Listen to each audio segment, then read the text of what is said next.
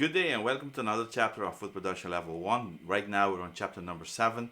Yes, we're very close to getting to the end of the FP1 semester, but we have a couple of chapters to do still. This week I chose to do chapter 7 before what was it again? Chapter 4, because I think this is also a very important chapter for you since you're already into the kitchen and since you are already doing a lot of these things. But we're gonna categorize them and refresh them and make sure that you know each part of this chapter well. This is not a chapter for you to memorize as much. It is a chapter for you to understand and remember, because what goes on in this chapter you're gonna have to do for the rest of your life while you're working in the kitchen, and it will also help you benefit you greatly when you use them at home. Okay, so this chapter is called Mise en Place. Again, I'm using this back screen as a reference. I'm reading it from my tablet, whatever I'm going through, so you can know and see exactly where I am in the book. Another thing, before I continue, there is no such thing of knowing too much. Okay, I've had this reaction from some students to say that, Meneer, can you only give us what we need to study? Because otherwise we're gonna be going through stuff that we're not gonna need. There's no such thing. I cannot just give an example. I cannot tell you that seasoning is just to give flavor. That's it. The only thing you need to know is seasoning is for flavor. No, I have to tell you, when do you use seasoning? What kind of seasoning can you use? How does seasoning affect flavor? It's stuff like that. Okay, so This is not a PowerPoint. This is never going to be a PowerPoint. If you are in this for good, I mean, as from your heart, not from your mind, from your heart, you're gonna have to go with the stories. Everything you do has a story. So whenever you start working, whenever you start preparing a dish, we're gonna see it in this chapter with mise en place. You gotta have something, some kind of a background before you start. Okay, so please, I don't want to hear any more about asking for PowerPoints. It's not about any PowerPoint. This is the real deal.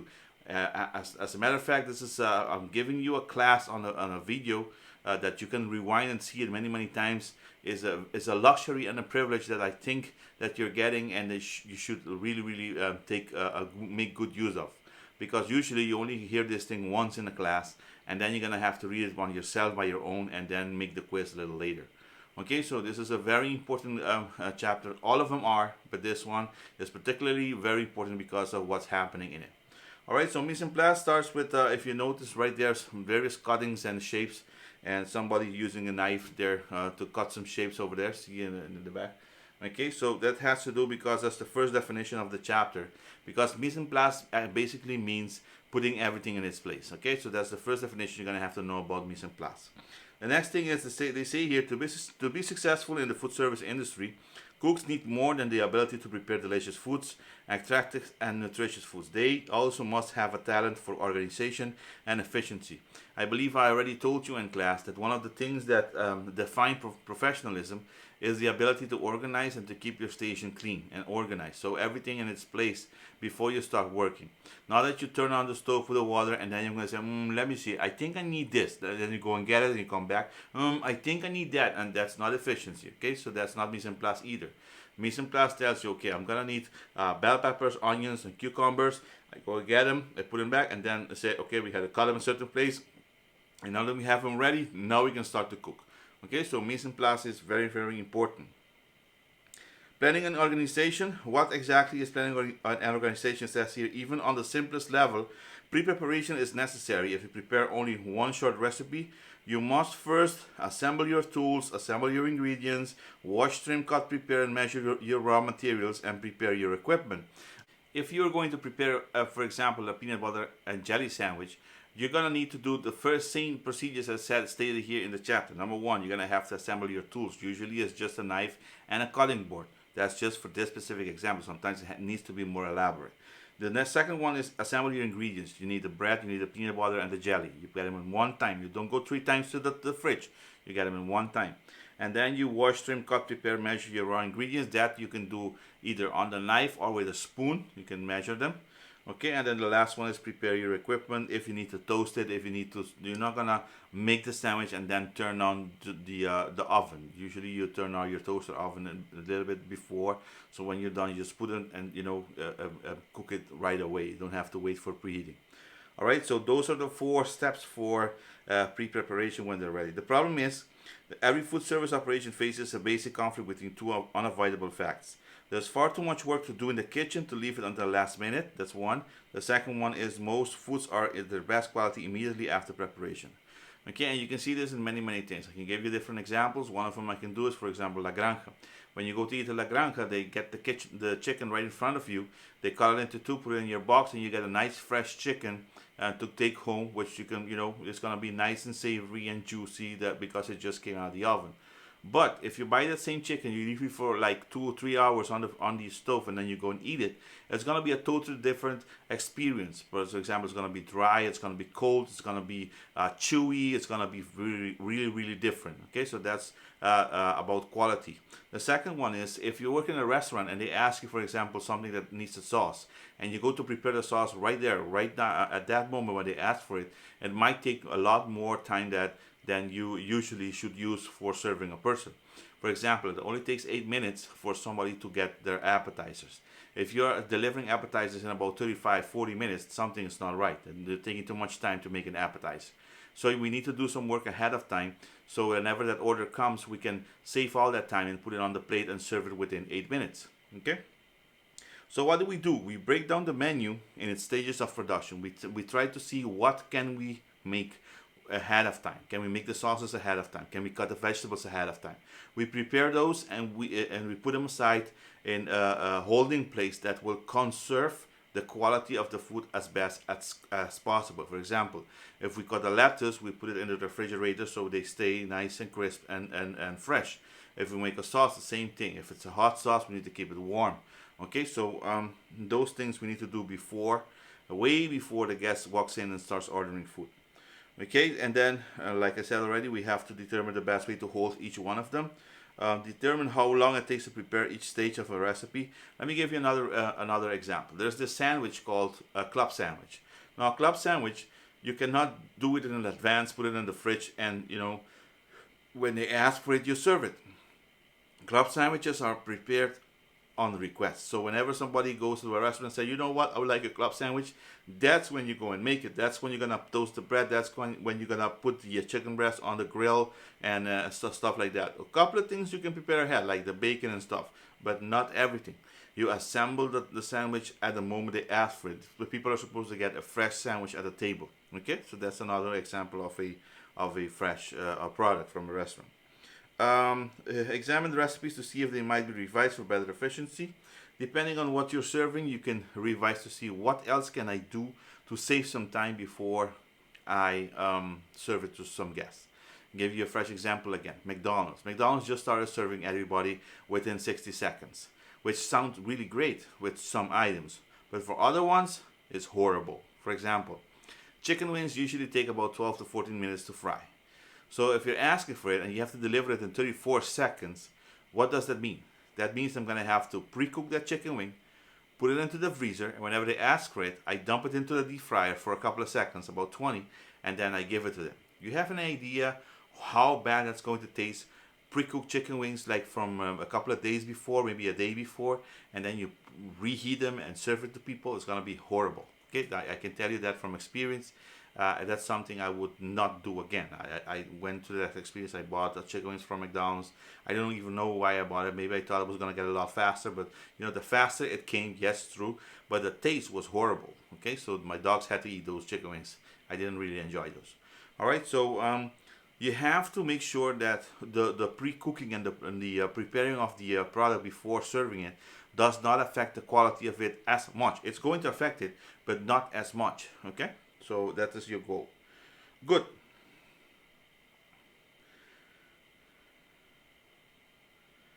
We have different kinds of meal services. We have, for example, a set meal service, and we have an extended meal service. Okay, what we're going to talk about right now is a set meal service. And a set meal service, everybody comes to eat at one time. So let's say if you put it 7 o'clock, happens a lot on cruise ships. Your appointment is at 7 o'clock. You show up at 7 o'clock with a lot of other people, so that everybody eats at the same time. And it's called quantity cooking because in that specific moment, a lot of food is going to have to be served. So in pre-preparation, a lot of food is going to have to be cooked and prepared and folded and you know, packed and stuff like that. Okay, so that's quantity cooking.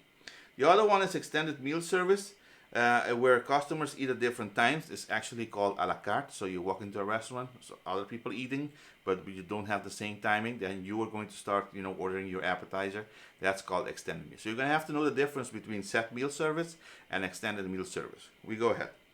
Good. So if we look at the page, the next thing we're going to see is using the knife. One of the most important tools you're going to be using in the kitchen is your knife. In our school, we try to keep it up to one specific knife, which is the French knife, where we also use a lot the paring knife and sometimes even the slicer or the serrated knives.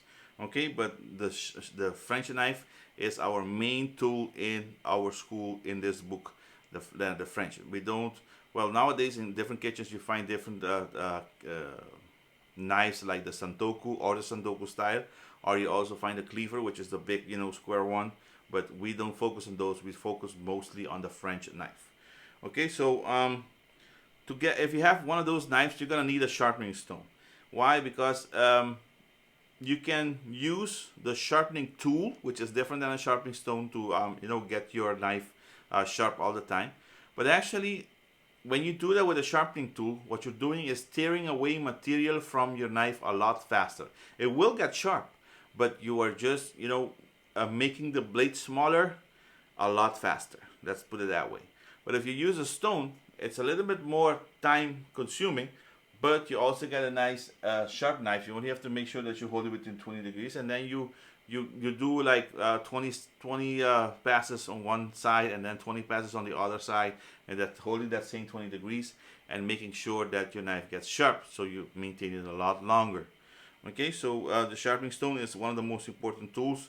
You can see it over there in the pictures in the book, you know, how you hold it. You see the fingers never touch the blade, and then you pass it depending how many times you want to do it. It can be 5, 10, 15, depends on how much you want to do it. Okay, so other knives are the same thing, same 20 degrees. Some of them are a little smaller, but for the sharpening stone, it's the same procedure. Good, let's continue. Go to the next one.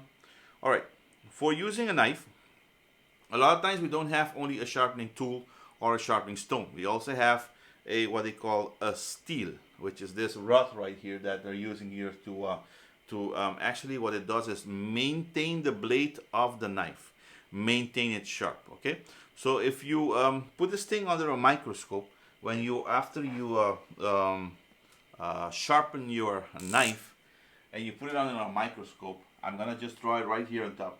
It's gonna look like this. Okay, it's gonna really jagged. But by using this thingy here, the blade is going to use more. It's gonna look more wavy. Okay, so it's gonna be more, gonna be less aggressive, but also very very sharp. Okay, so that's why we use the steel. It's actually to maintain the blade. All right, so let's continue. Again, the same way you use the stone, you know, you pass the steel 10 times on one side and 10 times on the other, or maybe 50 on this time, but you have to balance it out on each side. Okay, so the same amount of times you do on one side, you have to do it on the other side. That's for the steel. How you hold the knife is actually a little bit very simple. You pinch the knife in the center. See right here, a pinching, kinipi. And then you hold with the other 3 fingers over there around the butt of it. And one, you can hold your big thumb on the blade. That's more for control. Okay, so you can do that. Depending on the kind of blade you have. Some of the French knives have very, slim blades. And some of them have, you know, larger or thicker blades. And then your thumb will fit a lot faster on the side. Okay, but it's a matter of practice. For cutting, it's the same thing. Remember, you have to use I call it the spider technique. See how the hands look like little spiders? They never see the blade directly. Okay, when that happens, if you see the blade directly, you have this risk of cutting yourself. That's why you have to hold your fingers just like a spider. Okay, I'll continue. What kind of cuts do we know? All right, we have the what they call the cut it into irregularly shaped pieces, so really small pieces, We call those the chop. Okay, so remember, these cuts you're going to have to remember for the rest of your life. The first one is called the chop. So irregular little pieces. The next one is the concasse. So you chop them coarsely, so a little bigger, but you also have to remove the skin. Okay, so that's what they call concasse. Then you have the mince. That's to cut into very fine pieces. And you have the emincer, which is to cut into very thin slices. And then the difference between mince and emince is one of them is little pieces, the other one is little slices. And then you have shred, and that's to cut into thin strips, whether the coarse blade or a grater or with a chef's knife. Okay, actually there's a procedure for those. It's called actually chiffonade. We're going to see it in just a minute. Good, we're going to continue in this chapter. There's a couple of questions over there. The nice thing about this book is it shows you a different kind of cuts. Like for example, this one is called the tournée. Even though it looks kind of simple, it produces a lot of waste, and it's very elegant when you put them on a plate. And if somebody knows about this cut, they're gonna recognize that a lot of work was done into getting a vegetable in that shape. Okay, so after you do the cuts, there's a lot of waste that stays behind. So that's why they have to charge extra. Then you have the large dice, the medium dice, and the small dice, and the little ones called the brunoise.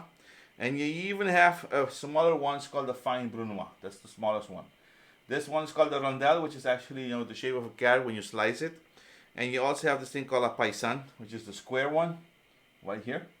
And if you do it a square one and you push it a little bit on one side, it's called a lozenge. I think in Dutch they call it a parallelogram, but they call it a lozenge. And the fermière, I haven't seen these in quite some time, so these are very specific cuts. But what we focus most on is like the dices, and the next ones on the bottom here, which are called the bâtonnet, the julienne, and the fine juliette. Okay, so these ones you have to remember exactly what they are. Another name for the bâtonnet is also called the French fry cut. Okay, so this is the bâtonnet right here. Good. So how do you go from a bâtonnet to a julienne? You just cut it into two times, and then you have juliette. Okay, so we continue. These are all the cuts. The cuts are very important for you to know. We continue to the next part. Cutting techniques. They're gonna show you through with the book how do you cut different shapes with your knife. See how the gentleman is holding the knives. Here he's cutting a mushroom. Over there is a cucumber. And then you have also, for example, different other vegetables. And then how you make a flat surface. For example, a potato, which is round. You make a flat surface on one side, so when you turn it around, you can make it into different shapes, like dices and stuff. The book also shows you that. Also how you cut, for example, into juliennes or into bâtonnet, right here. Okay, we go a little bit more down. See how the brunoise, right there on the bottom. And then they show you on different vegetables. This is the carrot part, that was a potato. I mean, the one on the top was a potato, and then you find the carrot, same procedure. Because it's round, you have to look for a flat surface first, lay it down on that flat surface, and then continue cutting. And then we continue with other vegetables like onions. If you know how to cut an onion well, actually you are way ahead of cutting other vegetables. One of the most difficult ones to cut is the onion. If you do a well cut onion in brunoise, you are going to deal with the other ones really well. Let's continue. Okay, so we have a bunch of cuttings. The last one about cuttings is this called chopping herbs, and there's one called chiffonade. Let me show you chiffonade over here. This is the ball cutter. It's a very specific cut that they use. Usually you don't have to buy one of these, but at school we have a couple of them, and this is mostly for show. Okay, so it produces a lot of waste also. And then you have how you cut a tournée. This is right there. See the nice tournée. You also have how to use take a skin off different kind of vegetables. You make flat surfaces first, and then you shave them from the side. Okay, so this one's from a big lime. You can also do the same thing with an orange or even a watermelon. And then lastly here we have this thing called the chiffonade. And the chiffonade is actually kind of like making a cigarette with those leaves over there. Okay, so you grab those leaves, you grab the bigger one, you put them on the bottom, you roll them up right here, and then when you cut them, it shows off really like nice thin strips. And this one you can add on top of sauces, on top of food for garnish, and you can use them that way. Okay, so that's the chiffonade. Remember that name, chiffonade. You also have this thing called the zest. Zest is also used in different kind of recipes, in like sauces, in desserts, in pastries. You use them also as zests, and this is how you do it. You can do it manually with a paring knife. You can also do it with this tool called a zester, okay, which is actually just a tool with tiny little holes in it, and you scrape it from the back, from the front to the back, and then it produces tiny little shavings called zests. Okay, so that is the part of cutting. What else do you have to do? Well, other mise en place test says advanced preparation requires many other tasks specific to individual ingredients, such as fabrication of meats, poultry, and fish, as noted earlier in this chapter. The remainder of this chapter is concerned with additional mise en place common to many types of foods. For example, some restaurants, they have to make fresh fillets. So they get whole fish, and somebody has to come in and make fillets, pull out the bones and everything and prepare them for the night. Other ones, they have to make sauces. Other ones, they have to, if they're doing pinchos, they have to cut the meat and put them on the skewer, season them, prepare to put them on fire, and stuff like that. That's what they call not only mise en place, but preliminary cooking and flavoring. Okay, so that is what we're talking about. Okay, so there is this term called blanching. Maybe you heard it in the kitchen before, blanching. So the reason why people blanch primarily is to save time, but there are other reasons to use it, but primarily is to save time. Let's say if you're going to blanch, if you're going to boil a vegetable, usually it takes about 12 minutes, but if you blanch the first 6 minutes, then you reduce the time in half. Okay, so it says here, number 2, why do you blanch? Is to save time. Number 1 is to increase the holding quality. When you blanch certain vegetables, you destroy a lot of bacteria that usually would affect the vegetable. So you keep it, healthier longer. So the first one is increase holding quality. The second one is to save time. The third one is to remove undesirable flavors. You can also do that when you blanch vegetables. And the fourth one is to enable the product to be processed further. So you blanch them first, and then after blanching, you can like saute with something else, maybe put a little glaze around it, but you started with the blanching. Okay, so there are 4 reasons why you do blanching. And what is blanching? By definition, it's called pre-cooking. That's blanching. All right. The other thing is marinate. Why do you marinate stuff? You're gonna have to read these things, but to give it to you really fast, there's difference between seasoning and marinate. You marinate. Let's say you got a chicken leg. You can marinate a chicken leg, and you can season a chicken leg. What you eat in La Granja is a nice, well-seasoned chicken leg. Why? Because the first bite, when you bite into the chicken leg, it's really delicious, but the second bite, there's almost no flavor because all the seasoning stays on the outside. Okay, that's one. The other one is when you use a marinade, it's totally different. You have to submerge the chicken leg into a solution, a strong solution, and then that solution will insert itself into the chicken leg. So when you bite into the chicken leg when it's cooked, you have a totally different flavor. So why do you marinate? You marinate to change flavor. You season to make it more appetizing, but you marinate to change the flavor. Okay. There are some dishes on the menu that you can find. There's some exquisite dishes like this one called duck à l'orange, which is actually they get the whole duck and they put it into red wine with sliced oranges, and this changes the flavor of the duck. But also because of the acid of the wine and the oranges, it also tenderizes it a little bit. Okay, so this is changing the flavor of the duck meat. Okay, that's called duck à l'orange. Good. So we continue. You can see a nice picture of a marinade over there. Okay, over there. We continue, and then we have the seasonings. We have 2 types of seasonings. We have one called instant seasoning, and the other one called dry rub. Okay, so the instant seasoning is used for marinating a few minutes up to several hours overnight. For example, London broil. You find them also in the supermarket. You put them onto the meat, but usually you don't leave them overnight. You do it like half an hour before because they're very strong. So this is what they call instant. And then you have a dry rub. This is actually when you are going to use a different kind of cooking method, kind of like what they call the smoking type of cooking. And they're gonna put it into a grill, but not with direct heat, but with indirect heat. So the fire is over there and the meat is over here. So what happens is they put it in there for like maybe 6-8 hours, and before that they're gonna do this dry rub on top of the meat. So they're gonna cover it with all those seasonings completely, but when it's finished cooking, it's gonna turn black. But that black is not bad. It's what they call a bark. Okay, that bark Whenever you serve it, it gives additional flavor to all, well, everything that you just cooked. If it is this rib here, it's going to give it additional flavor. Okay, this called a bark. Usually at the bark, you don't serve the end cuts. The end cuts are not served because they are the seasoning over there, the rub over there is way too strong. So when you cut them and to before serving them, the end cuts, which is this part and this part, are not served. Okay, you only serve the center pieces. Okay, so let's continue. I'm trying to go fast through it because I'm hearing that the videos are kind of like long. So I'm going fast, but I trust that you're going to read it. You're going to listen to this video and you're going to read it once at least so you know exactly what's going on into this chapter. When you fry some stuff, it says here, especially when you deep fry some stuff, most foods to be deep fried, with the major exception of potatoes, are first given a protective coating. This is a very general and well-known term in the kitchen. It's called a breading procedure. So what happens when you bread something, or you put a breading around something? Number one, it helps retain the moisture and the flavor of the product inside. Okay, so think about the croquette for a moment. The croquette is actually breaded from the outside, but the flavor of the croquette is inside. Whenever you put it into the deep fryer, it protects the flavor of the croquette itself on the inside.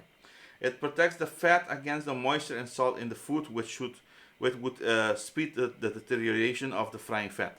Okay, we go back to the croquette. If it didn't have that breading around it, all that flavoring and seasoning would go right into the oil. Another example of that is Saco. If you guys eat Saco, you know that paper bag that's filled with chicken legs and ribs and stuff like that.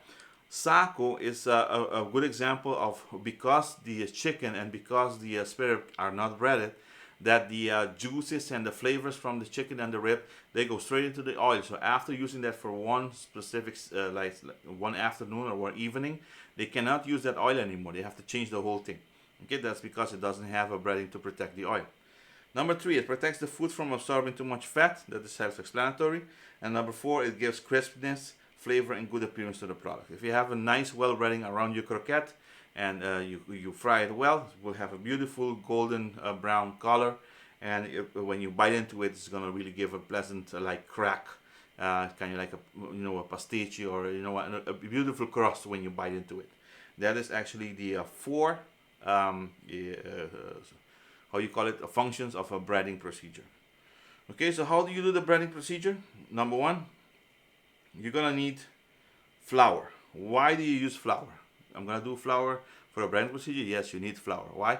Because when you add flour to a surface of anything you're gonna bread, you prepare the surface to accept the next thing that comes up to the breading procedure, which is actually the egg wash. Okay, so if you don't put the flour first, and let's say one part is a little bit more fatty than the other, then the egg wash is not going to stick to the slippy part. So when you go to the breading, it's going to have like spots of missing breading on the product. It's not going to look very nice. Okay, so the 3 steps of breading procedure is: number 1, you do flour; number 2, you do egg wash; and number 3 is the breading itself. All right, so 3: flour, egg wash, and crumbs. You can see them right there. Okay, they didn't add the flour, but the egg wash and the crumbs are right there. Good. You can also see it into here, the product to be breaded, the flour, the egg wash, the breadcrumbs, and then where you hold them afterwards.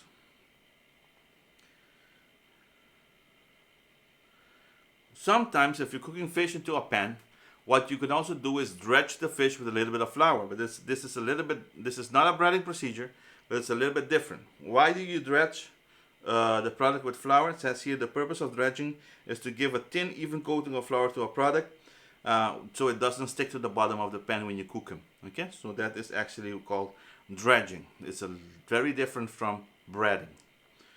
Good. We continue to the next one. Batters. Some products that you put some snacks or appetizers, you have to send them to the batter, straight up from the batter to the deep fryer. We call them sometimes fritters. We can also call them sometimes 3,